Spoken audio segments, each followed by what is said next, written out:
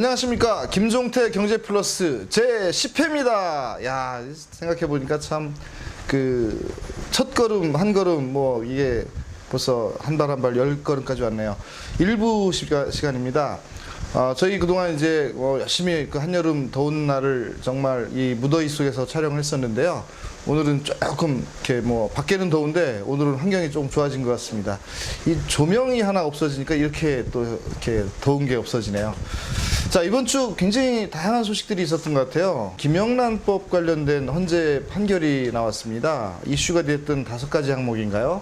전부 다 합헌 판정이 났어요. 그래서 아마도 이제 앞으로는 이제 선물, 그다음에 공직자들이겠죠. 공직자들, 그다음에 교사, 그다음에 언론인, 그다음에 사립학교 선생님도 포함되고요.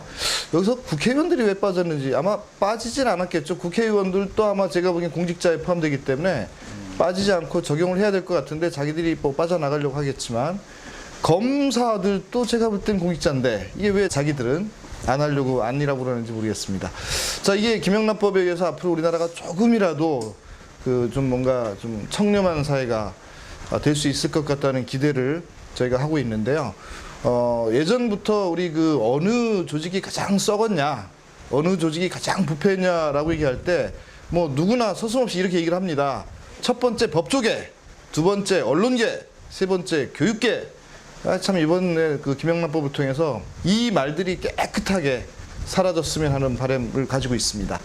자, 그 다음에 또 브렉시트 이후에 영국의 상황이 지금 이상해져 가고 있습니다. 뭐냐면 이 파운드화를 양적 완화한다는 얘기들이 자꾸 들리고 있어요. 그래서 파운드화를 양적 완화한다는 얘기는 뭐냐면 파운드화를 마구 찍어낸다는 얘기겠죠. 그러다 보니까 파운드화가 기왕에 많이 찍힐 것 같으니까 국내 포함해서 중국이나 마찬가지겠죠. 주식을 지금 마구마구 사들이는 외국인 자본들, 영국 자본이 아닌가 이런 의심을 지금 하고 있는 주식시장의 분위기도 감지가 되고 있고요. 그래서 영국계 브렉시트 이후의 어떤 상황들이 저희가 이제 예측을 좀 빗나가는 마치 전 세계가 무슨 공동화되고 큰 난리가 나는 것처럼 상당히 놀랐었는데 지금 금융시장은 안정이 돼가고 있고요.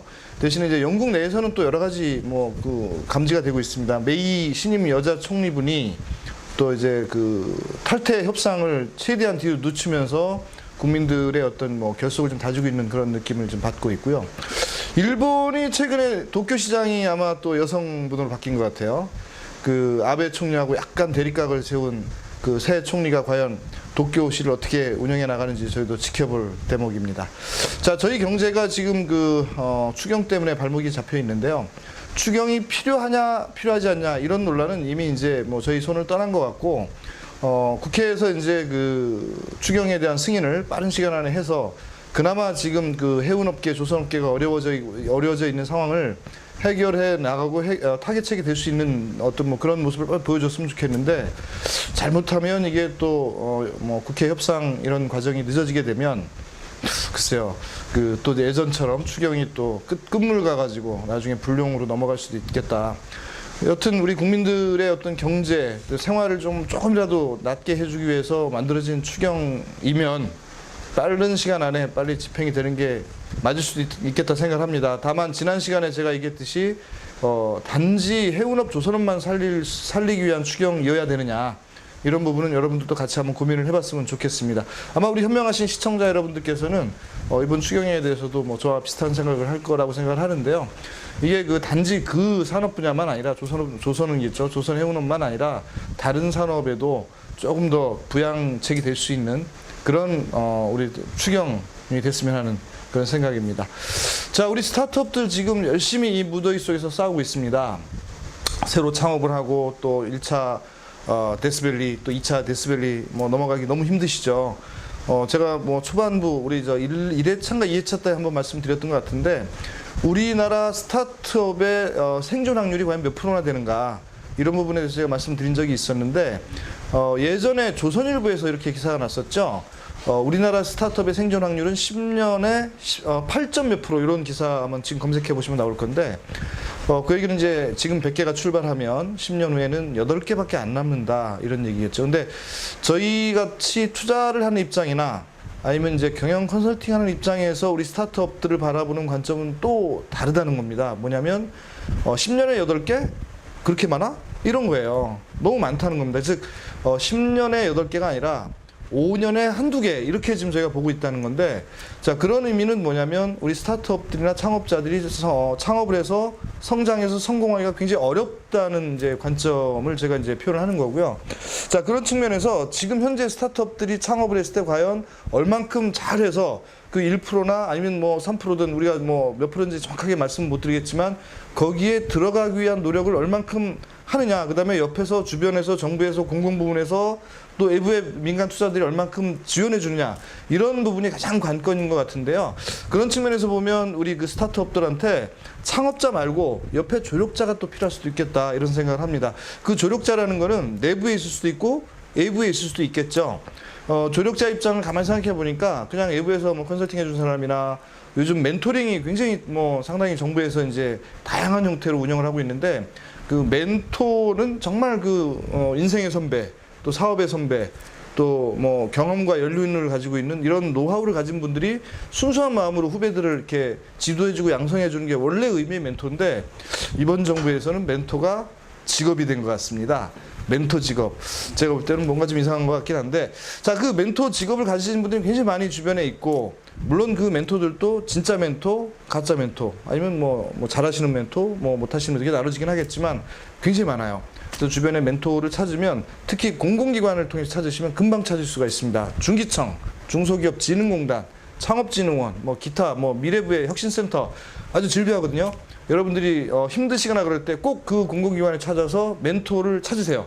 그러면 아마 여러분들이 찾는 바로 그 순간에 바로 앞에서 아마 그 기관에서 이렇게 연결을 해주실 겁니다.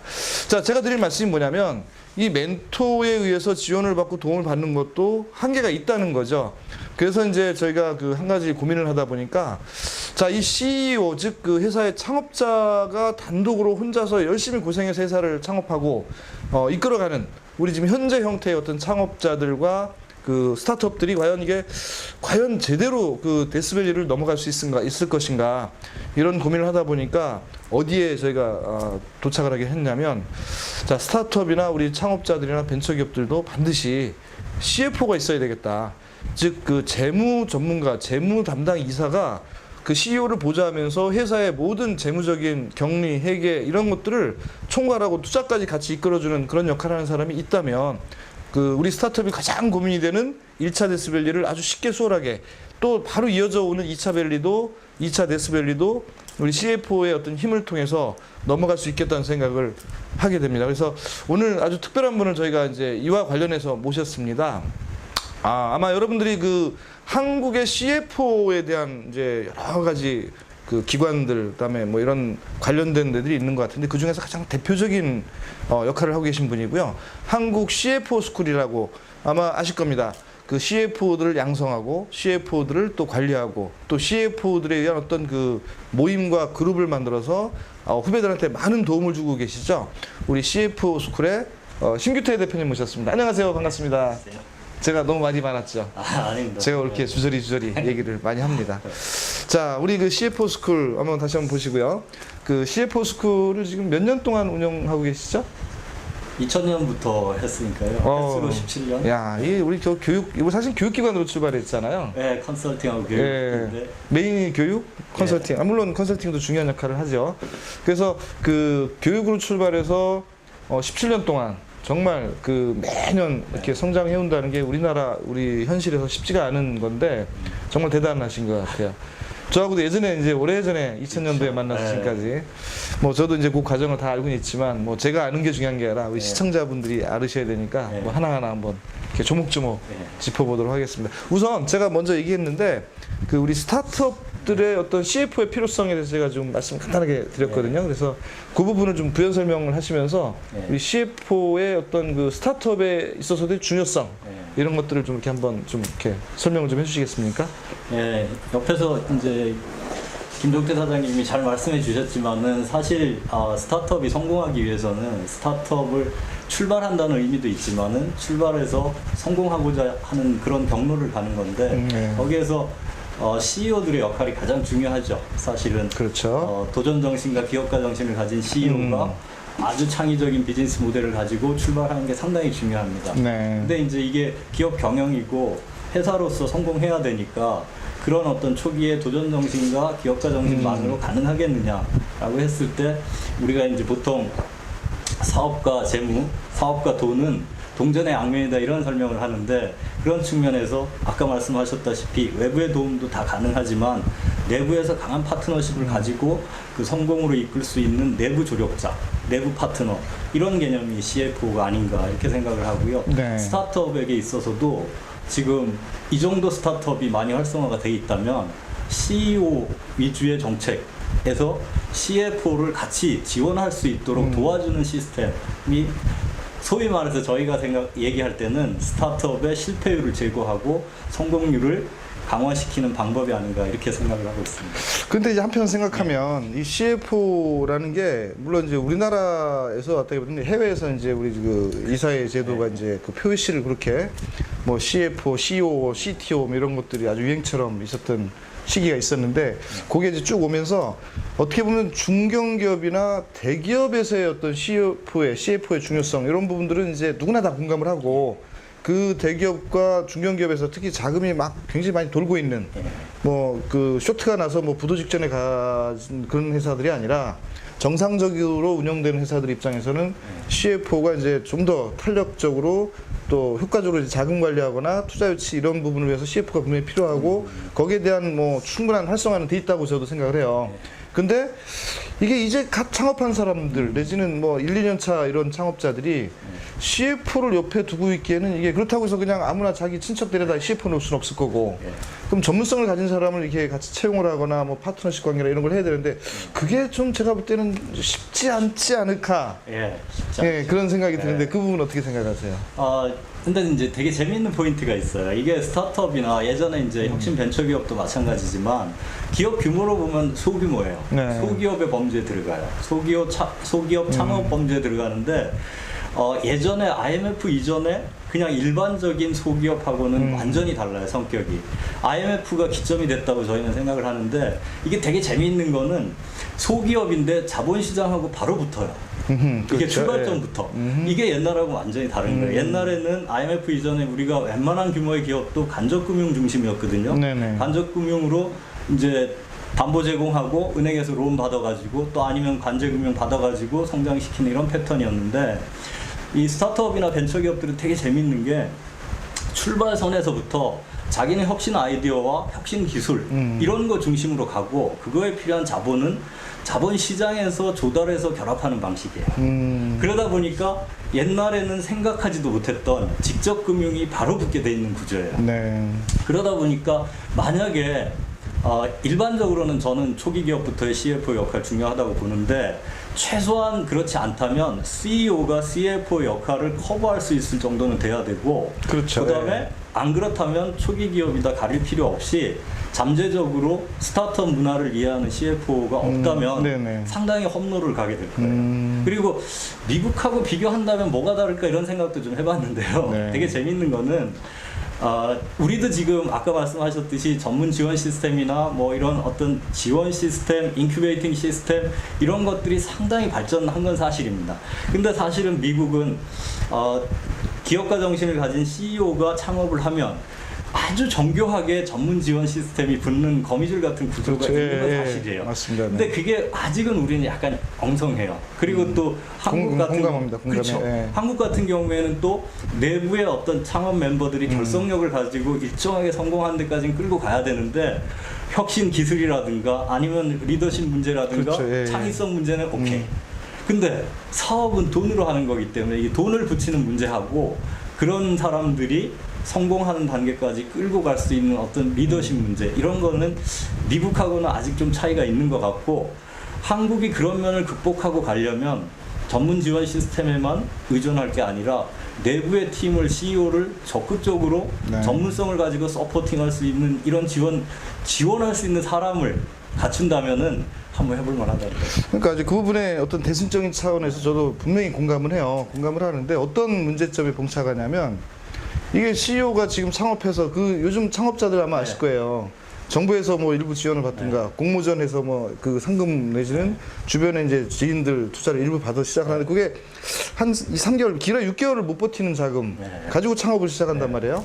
그래 놓고서 이제 다행히도 이제 뭐 정부 공공분에 지원하는 것들에 이제 지원을 받거나 뭐 창업 맞춤형 사업이다 무슨 뭐 혁신센터에서 하는 이런 사업들 거기 되면 이제 좀 연명이 되면서 이제 그 다음에 뭐 사람도 어떻게 뭐 찾게 되고 하는데 그런 사람들한테 정말 어떻게 보면 이 사람들이 꼭 필요한 CFO가 이제 같이 옆에서 그 할 수 있는 전문성 있는 사람을 구하고 또 구하더라도 과연 같이 할 수 있겠느냐 이런 부분이 이제 굉장히 숙제로 지금 저는 느껴지거든요. 완전히 핵심이에요. 네. 지금 현재로 봐서 스타트업의 CF 풀이 존재하냐? 그것도 일반적으로 존재하냐? 그렇지 않습니다.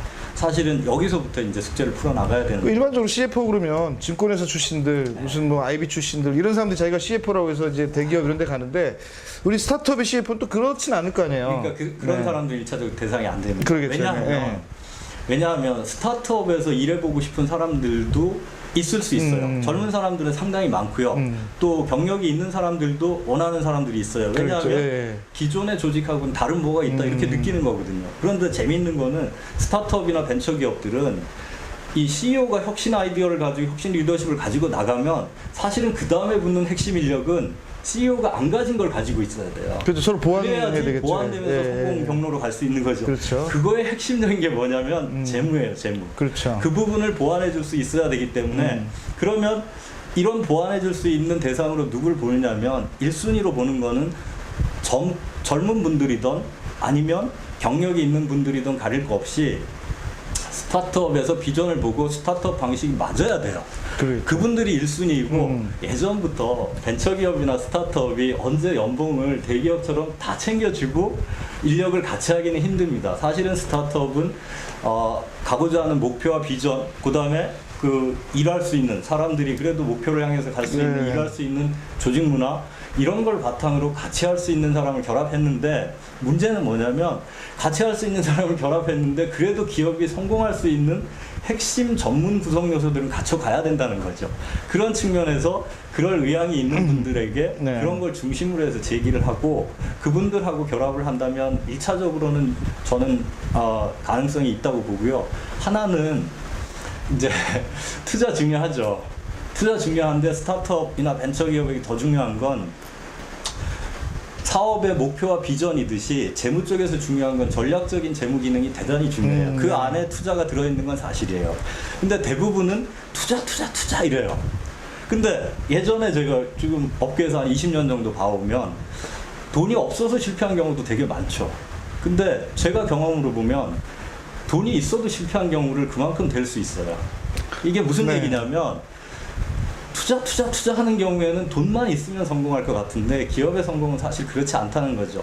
운에다 맡기고 대단히 우연적으로 성공하는 걸 제외한다면은 돈만 있으면 성공할 수 있다 이런 거라기보다는 어떤 의미에서는 기업으로 성공해 갈 수 있는 목표와 비전이 중요하다면 그에 상응하는 전략적 재무가 뒤를 받쳐주고 그 전략적 재무 안에는 투자 유치는 물론이고 그 다음에 그거에 대한 어떤 얼마의 자금이 어떻게 필요하고 어떻게 조달할 것인가 그리고 이걸 어떻게 쓸 것인가 쓴다면 거기로부터 어떤 가치를 창출해야 될 것인가 그리고 그걸 통해서 이 과정에서 기여했던 사람들에게는 어떻게 우리가 이해관계를 나눌 것이며 그 가치를 나눌 것인가 이거는 전략적인 재무잖아요. 근데 대부분의 스타트업들에게는 CEO인데 격리 회계만 가르쳐 주는 거죠. 여기에서 미스매치를 해결하지 않으면 스타트업은 진짜 오합지졸됩니다.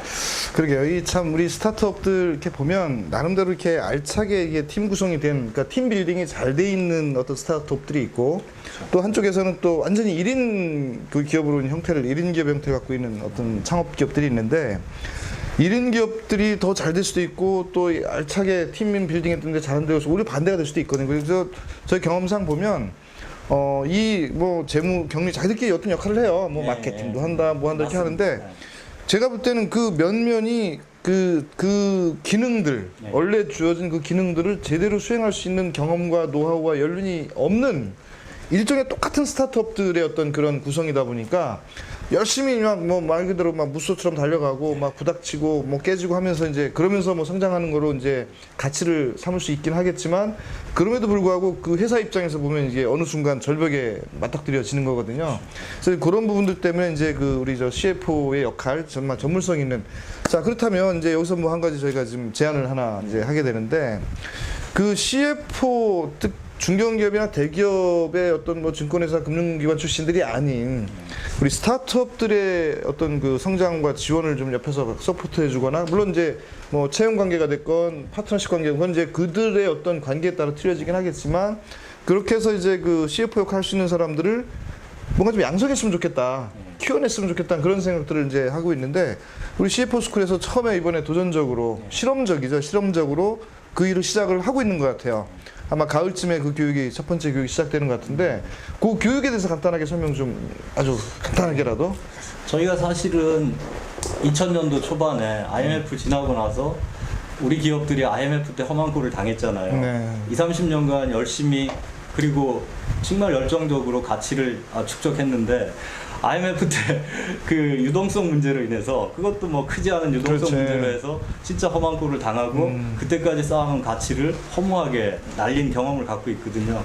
그러고 나서 사실 대기업부터 이 CFO나 재무 시스템은 갖춰가기 시작했어요. 그래서 지금 대기업은 얼추 다 갖췄다 이렇게 보고 네, 있고요. 아주 전문적인 네. CFO들이 이제 딱 자리를 차지하고 있죠. 예. 그다음에 중견기업까지도 상당 부분 내려왔어요. 근데 이제 애로사항은 중소기업 부분 일반 중소기업 애로사항이 있고요. 그다음에 이제 혁신 스타트업 기업이 너무 이제 그 뭐랄까 CEO 중심으로 해서 아이템 이렇게 가는 거예요. 그래서 그 부분에 애로사항이 있는데 저희가 IMF 직후에 그 일반 기업들한테도 CFO 과정을 제공해 드렸는데 그때 핵심이 뭐냐면 야 CFO 역할이 뭐야 이러시는 거예요. 그 다음에 CEO도 야 CFO라는 얘기는 들어봤는데 어떻게 하는 거야 이러시는 거예요. 그러니까 CEO도 CFO의 뭔지 모르고 이 CFO 역할을 하고 있으면서도 자기 아이덴티티나 잡 디스크립션이 어려운 거예요. 그래서 저희가 그때 제공한 거는 요런 정도 하시면 그래도 기업의 CFO의 역할이라고 보실 수 있고 이런 정도를 커버하시면 CFO 역할 잘하는 거라고 볼 수 있습니다 하고 CFO들하고 CEO들한테 제시해서 프로그램을 운영했어요.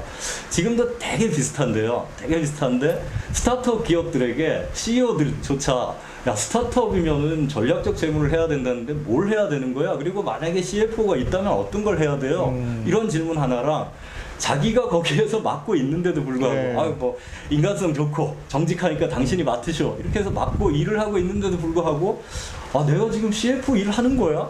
그럼 어디까지 어떻게 해야 돼? 이렇게 혼란이 많아요. 그래서 저희가 뭐 이거를 충분히 하자면 진짜 뭐 대학원 과정을 닭에서라도 힘들지만은 요 정도 하시면 스타트업에서 CFO가 가져야 될 또 그다음에 스타트업 CEO로서 전략적 재무에 대한 이해는 되고 그다음에 요 정도 요런 것들을 다 잘 살펴가시면은 스타트업 CFO로서는 훌륭하신 거다. 단 이게 게이트웨이 출발점이 되실 거다. 어디든 출발점이 있어야지 그 문을 통해서 출발하는 거 아니냐. 그리고 향후에 이제 프로그램만 하지 않고 스타트업 CFO 포럼이나 그 다음에 스타트업 CFO 네트워크를 형성해가지고 예전에 벤처 선배들이 그랬거든요. IPO란 용어도 몰라가지고 서로 모여가지고 대여섯 명이 지금 대표적인 회사들의 그 옛날 CFO들이 모여서 맞죠, 스터디하면서 그렇죠. 야 IPO는 뭐야 이렇게 하면서 했는데 지금은 크라우드 펀딩이라든가 여러 가지 그때 이런 게 있었으면 했던 제도는 완비가 된 게 많거든요. 그러니까 그런 제도 완비된 걸 바탕으로 해서 이런 분들이 이런 정도 하시면 그래도 되지 않을까라는 정도로 해가지고 저희가 스타트업 CFO 양성 과정이라고 해서 이번에 시장에다 내놓고 필요하신 분들은 고민만 하지 마시고 그냥 해보고 해서 적용하면서 궁극적으로는 그 기업을 성공시키려고 도전해 보려고 하는 거 아닙니까? 미는 거죠. 네, 그래서 지금 그 교육 프로그램을 제가 얼핏 봤는데 이런 것들이 딱 두 가지 관점에서 저는 느껴져요. 어떤 관점이냐면 현재 이제 그 팀 빌딩이 돼서 뭐 어쨌든 어떤 그 경험이 있는지 모르지만 그 팀 안에서의 어떤 그 CFO 역할을 하는 사람들을 모아서 한번 교육을 한번 해보자. 그 사람들이 지금 제대로 못하고 있으니까 제대로 할 수 있는 길을 좀 안내하자 이런 측면에서 교육이 좀 됐으면 좋겠다는 생각을 하나 했고요. 두 번째 측면은 뭐냐면 자, 이게 지금 요즘 우리 젊은 친구들 그 직장 구하기 쉽지도 않고 취업이 안 되고 한단 말이에요. 그래서 뭐 대학에서 경영을 전공했건 아니면 재무 쪽 전공한 친구들이 꽤 이제 그 우리 저 그 뭐죠 그 취업 준비생들 또 우리 저 실직자들 대열에 지금 포함되어 있단 말이에요.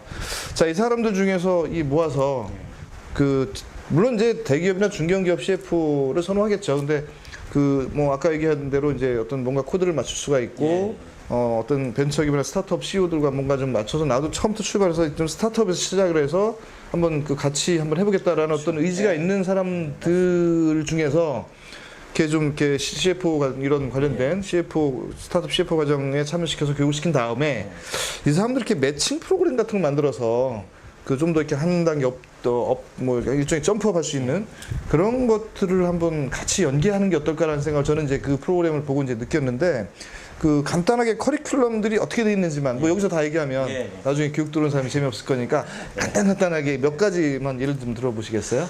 일단 가장 중요한 거는 스타트업 CFO의 역할이에요. CFO의 역할이란 일반 범주 하에 스타트업 기업의 특징을 가진 CFO의 역할이 있을 거예요. 그 부분이 가장 중요해요. 그 커리큘럼은 어디에도 없고 누구도 강조하지 않았어요. 근데 사실 그게 상당히 중요하고요.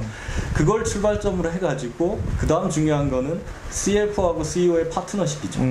이게 스타트업에서는 가장 중요해요. 제가 볼 때는. 그래서 아까 증권회사나 대기업의 출신의 어떤 경력 많으신 분들이 여기 CFO로 오는 게 상당히 제한적일 거다. 그렇죠. 저는 개인적으로 그렇게 생각하는 거예요. 뭐 올 수도 없죠. 그 사람들이 뭐 보수나 뭐나 맞출 수가 없죠.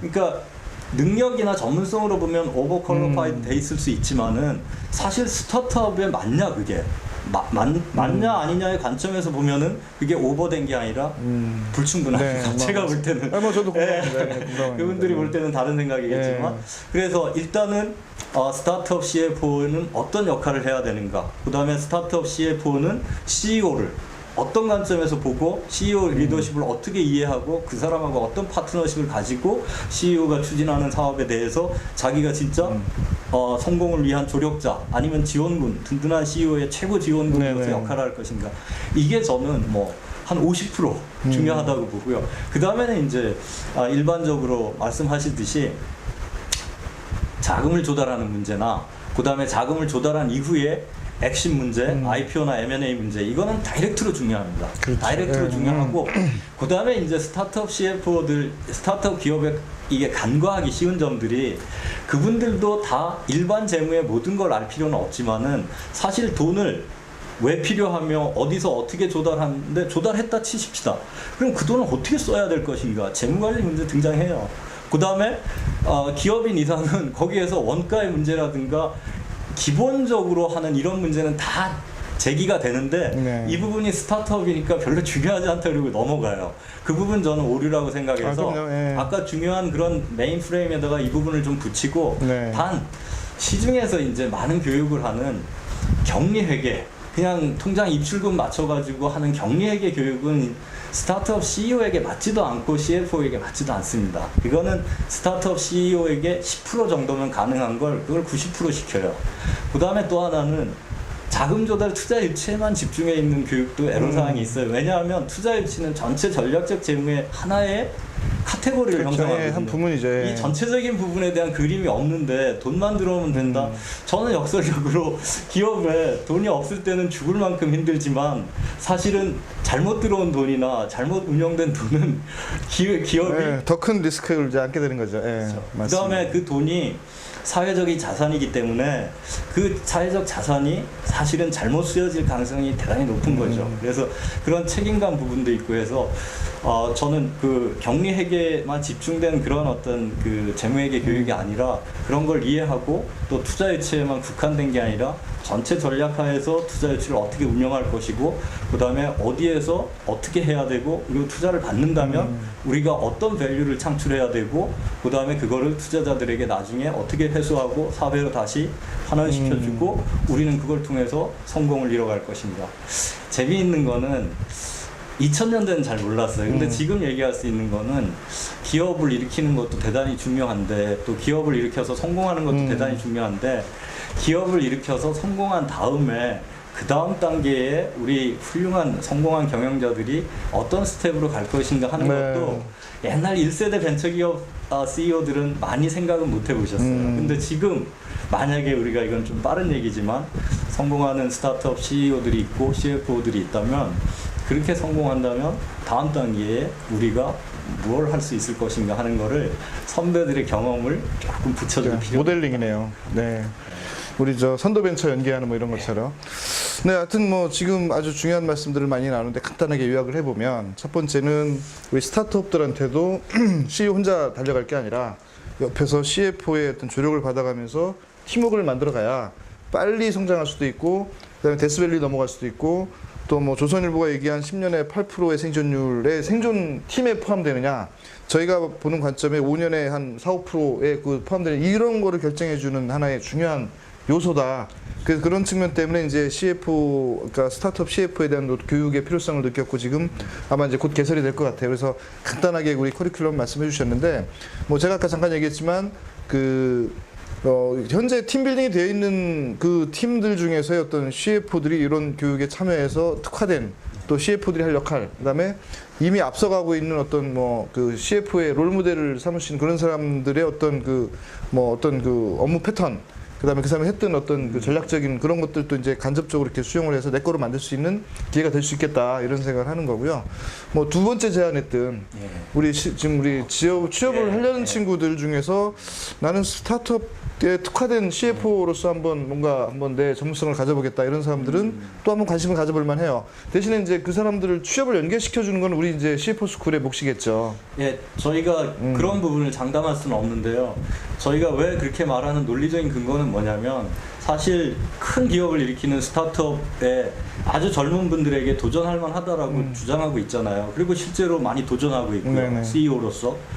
똑같은 맥락에서 전문성이 필요하긴 하지만 경영학과를 나왔거나 아니더라도 스타트업에서 일해보고 싶은데 CEO는 자기랑 안 맞는다. 그러면 CFO에도 도전할 만합니다. 이게 네. 일반 기업이면 어렵지만 스타트업 CFO라고 하면 스타트업을 이해하고 그 성공을 위해서 같이 그 조직 문화를 흡수할 수 있으면서 자기가 그 전문적인 역할을 해나갈 수 있는 의지가 있다면 네네. 저는 젊은 분들에게도 기회가 된다 이렇게 보고 그런 분들이 양성이 된다면 저는 필요한 기업들이 많이 있지 않습니까? 그래서 그분들하고 협의해서 또 그분들에게 어떤 CFO가 필요하냐고도 물어보고 또 이렇게 양성된 그렇죠. 분들이 그런데 기회를 가져서 실질적으로 CFO로 성장할 수 있다면 이 소위 말하는 스타트업 산업의 활성화에 기본 인프라가 한층 튼튼해집니다.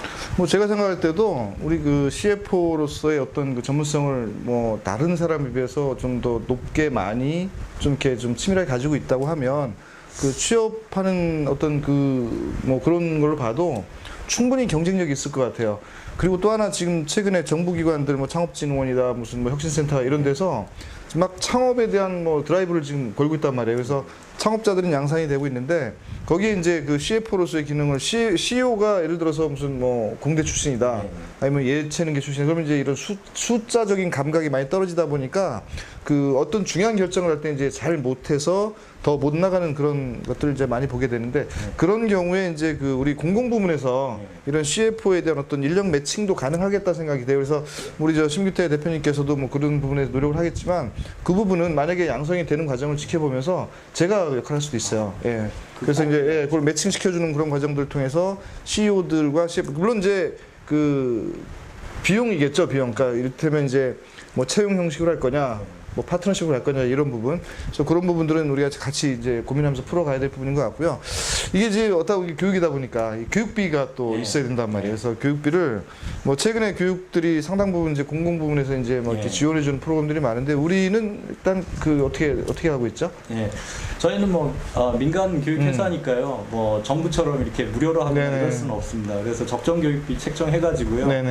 꼭 필요하신 분들 고민해서 오시고. 그다음에 기관이나 단체에서 본인들이 이렇게 지원하고 인큐베이팅하는 기업들에게 이런 부분을 더 제공해야 되겠다면 그분들이 그 교육비를 스폰서하고 이렇게 하는 건 가능하지만 지금 그냥 하시려고 하시는 분들은 본인이 부담을 하셔야 돼요.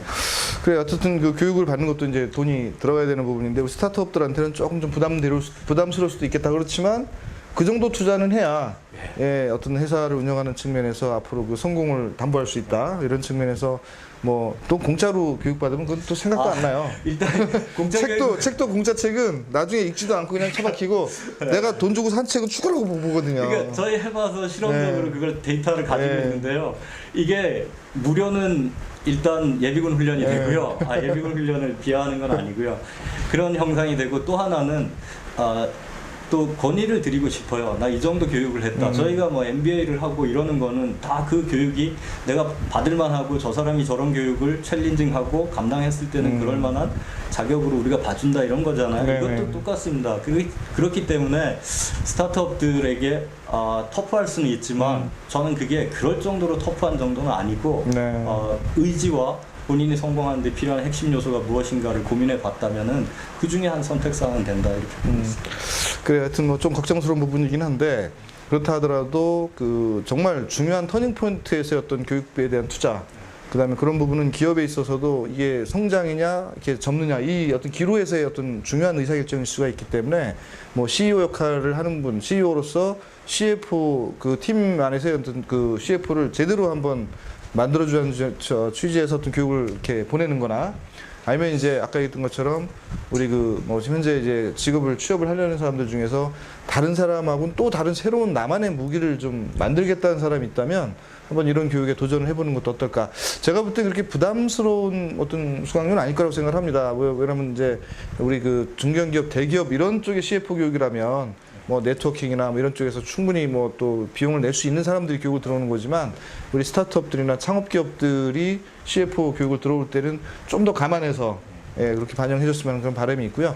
자, 어쨌든 우리 그 사회가 이게 다변화되면서 이 창업자 스타트업들이 어떻게 보면 지금 상당히 뭐 유행어처럼 그다음에 뭐 전체 우리 청년 창업이든 시니어 창업이든 여성 창업이든 이게 지금 뭐 창업을 안 하면 안 되는 것처럼 이렇게 분위기가 이렇게 이상해져 있긴 한데 그렇다고 이런 어떤 대세를 우리가 거스를 수는 없는 거고 그런 측면에서 그 우리 CFO에 대한 어떤 양성 또 CFO를 또 CFO답게 만들어주는 거 이런 것들이 또 우리 사회의 어떤 경쟁력이고 또 경제를 건강하게 하는 게 아닌가 저는 뭐 일단 개인적인 생각 그렇습니다. 근데 하여튼 여러분들도 만약에 동의가 되시고 뭐 이런 의견에 뭐 공감이 가신다면 한번 그 교육 프로그램에 한번 참여를 해보시거나 주변에 한번 이렇게 안내를 해서 그 CFO의 어떤 중요성을 여기 가면 정말 왜냐면 이게 벌써 16년 차로 지금 CFO 교육만 전문적으로 하고 있기 때문에 뭐 아주 그다음에 아까 얘기했던 대기업, 중견기업 CFO 네트워크가 아주 탄탄해요. 그래서 그 스타트업들이 그분들과의 네트워킹 되는 것도 저는 하나를 기대를 하고 있거든요. 그래서 그건 잊어버리지 마시고 꼭 좀 그렇게 해주시길 바라고요. 그래서 그 아주 작은 투자로 굉장히 큰 어떤 우리 그 경제 원리처럼 아주 작은 투자로 큰 효과를 낼 수 있는 그런 프로그램으로 일단 생각이 됩니다. 여러분들도 한번 관심을 가져보시고요.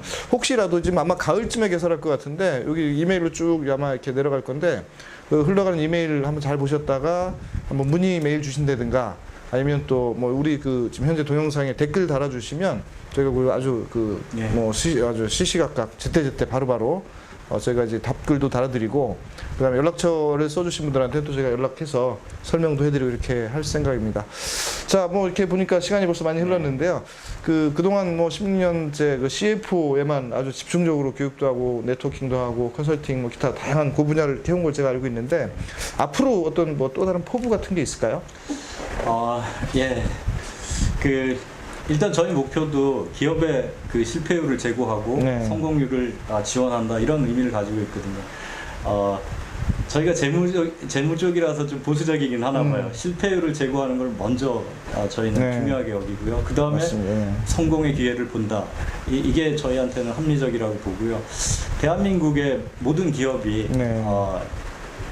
저희로 인해서 또 저희가 제공한 서비스에 의해서 그 다소라도 실패율을 줄일 수 있고 그 다음에 성공하시고자 하는 그 목표를 달성하는데 네. 저희가 기여하고 발판이 된다면은 저희로서는 뭐 지금까지의 17년도 보람이 있었지만 앞으로의 17년도 네. 기대해 볼 만하다 이렇게 보고 있습니다. 아유, 뭐 저도 뭐 아주 적극적으로 응원하고 앞으로 좀 더 많은 그쪽에 관심을 갖도록 하겠습니다. 근데 따지고 보니까 저도 지금 그 스타트업이라고 할 수는 없지만 이제 뭐 약간 올라서는 기업에 CFO를 겸임하고 있어요.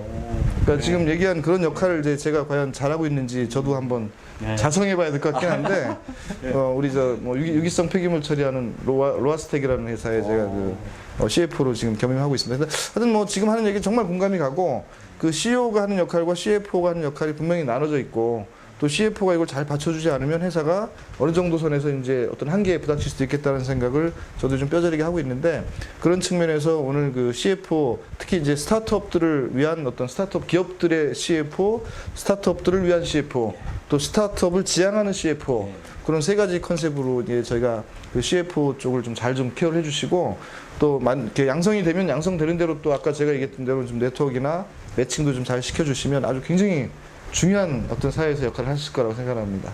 네, 혹시 뭐 다른 못하시는 말씀 있으면 마지막 기회를 드릴게요. 스타트업 CFO에 도전해 보세요. 예, 성공에 이르는 또 다른 길이 있습니다. 야, 강렬합니다. 네. 이거예요. 우리가 마지막 멘트 좋습니다. 네, 오늘 아주 뜻깊은 시간이었던 것 같습니다. 그 얼마 전에 그 우리 그 뭐 차 안에 어린아이를 8시간 방치해서 막 지금 사경을 해보고 있는 어린아이 소식이 막 가슴을 너무 아프게 하는데요. 얼마나 거기 고통스러웠을까 하는 생각을 하면 이게 일종의 그 혜택이죠. 혜택, 업무상 혜택. 그 뭐 그냥 살짝 보면 되는 거를 안 보는 걸 그러니까 빠뜨리는 바람에 그 아이 한 아이가 지금 뭐 사경을 해보고 있다는 소식이 들리고 있는데 이게 지금 우리나라 현실의 일면이 아닌가 단면이 아닌가 싶어요. 다 보고 딱 하나를 못 봐가지고 이런 큰 사고가 나는 것들이 분명히 경제에도 있고 또 스타트업에도 있는 거죠. 우리 그 스타트업 중에서 딱 다 좋은데 딱 하나 그거 하나 부족한 거 이게 일종의 이제 CFO일 수도 있겠다 그런 생각을 내가 그 어린아이 생각하면서 들었는데 하여튼 그 아이의 쾌유를 빌고요.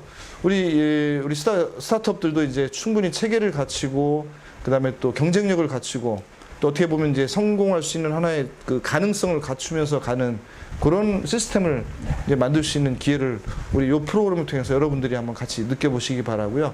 우리 스타트업들은 빠뜨리지 말고 이 프로그램을 꼭 봤으면 좋겠습니다. 혹시 그 주변에 이런 프로그램들을 보신 분들은 스타트업 하시는 분들이 꼭 좀 전달해서 이걸 한번 보실 수 있도록 그렇게 권해드립니다. 자, 저희 프로그램은 크라우드 펀딩 플랫폼 펀딩포유에서 같이 했습니다. 감사합니다. 1부 마치겠습니다.